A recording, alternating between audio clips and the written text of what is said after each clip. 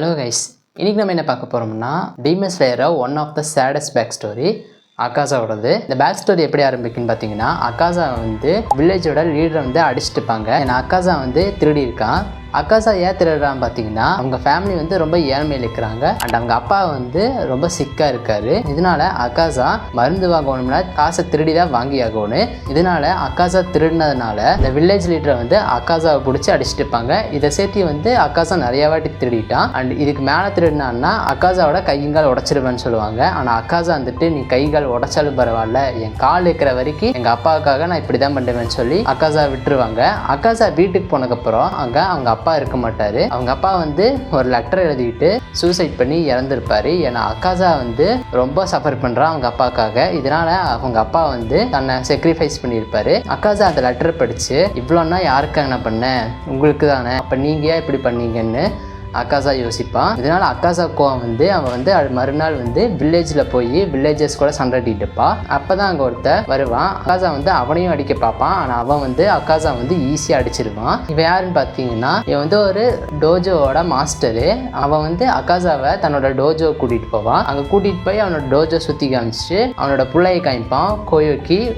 பார்த்தீங்கன்னா அக்காசாவோட அப்பா மாதிரியே ரொம்ப சிக்காக இருப்பார். இதனால பார்த்தீங்கன்னா அக்காசா கோயோக்கி பார்க்கும்போது அவங்க அப்பா உடனே அந்த டோஜோட மாஸ்டர் என்ன சொல்லுவாங்கன்னா, நீ வந்து கோய்க்கியை பார்த்துக்கோன்னு சொல்லுவான். அக்காசாவும் சரின்னு சொல்லி பார்த்துக்குவான். இப்படியே நாள் போகு. அக்காசா வந்து அந்த டோஜோல ட்ரெயின் பண்ணிட்டு கோய்க்கியை பார்த்துக்குவான். ஆனால் அக்காசாக்கு ஒன்று தெரியவர், எதிரில் இருக்கிற டோஜோ வந்து எதிரில் இருக்கிற டோஜோக்கு இந்த டோஜோக்கு வந்து சுத்தமாக சேராது. அவங்க ஆகுனா வந்து இந்த டோஜோவை எடுக்க ட்ரை பண்ணுவாங்க. ஆனால் டோஜோட மாஸ்டர் வந்து ஒரு தடவை தோக்கடிச்சாதான் இந்த டோஜோவை வாங்க முடியும். ஆனால் இந்த டோஜோட மாஸ்டர் பார்த்தீங்கன்னா ரொம்ப பவர். அதனால முன்னாடி இருக்கிற டோஜோனால தோக்கடிக்க முடியாது.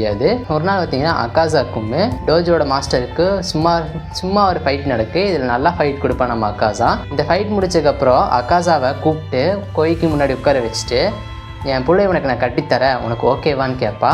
அக்காசா வந்து, நான் ஒரு கிரிமினலு, இவ்வளோ திருடி இருக்கேன், கையில் கிரிமினல் பண்ணதுக்கு மார்க்கெலாம் போட்டிருக்காங்க, எனக்கு இது உண்மையாக நடக்குதா இல்லை இது கனவான்னு யோசிப்பான். அப்புறம் டோஜோ மாஸ்டர் கிட்ட நான் கட்டிக்கிறேன்னு சொல்லுவான். சொல்லிட்டு அவங்க அப்பா கிட்ட இதை சொல்ல போவான். அவங்க அப்பா கிரேவ் கிட்ட போய் அவங்க அப்பா கிரேவ்ல சொல்லிட்டு திரும்பி வரும்போது அவனுக்கு ஒரு ஷாக்கிங்கான நியூஸ் தெரியும். என்னன்னு பார்த்தீங்கன்னா, எதிரில் இருக்கிற டோஜோ வந்து இந்த நம்ம டோஜோ வந்து தண்ணி குடிக்க முடியல, அந்த டோஜோல வந்து விஷத்தை ஊற்றி விட்டாங்க. இதனால வந்து டோஜோட மாஸ்டருமே அதோட புள்ள கோய்க்குமே இறந்துட்டாங்க. இது நம்ம அக்காசாக்கு தெரிஞ்சோன்னே அக்காசாவோட மனசே உடஞ்சிரு. ஏன்னா ஒரு நல்ல லைஃப் வரும்போது இப்படி ஒன்று நடந்துருச்சு அவனுக்கு. இதனால அக்காசா அங்கிருந்து கிளம்பி எதிரி டோஜோல போய் அவன் கையிலேயே 68 பேர்த்த கொன்றுவான். இந்த ஒரு வெப்பனும் இல்லாம அவனோட வெறும் கை வச்சு முன்னாடி இருக்கிற எல்லாத்தையும் கொன்றுவான். இந்த கொன்னதுக்கப்புறம் அவன் மறுபடியும் திரும்பி வரும்போது முசான் வருவாங்க.